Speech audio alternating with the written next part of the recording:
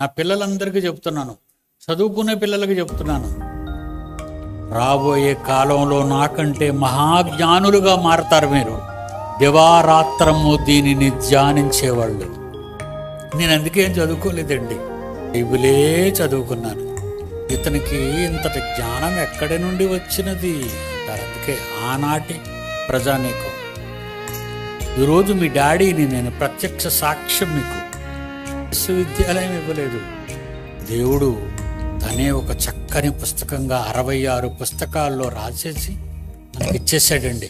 ఆయన ఇది నీ దగ్గర ఉంచు, భూలోక అధోలోక సంగతులన్నీ ఇందులో భద్రపరిచి రాచాను మీకోసమే. ఎక్కడికి వెళ్ళవలసిన లేదండి.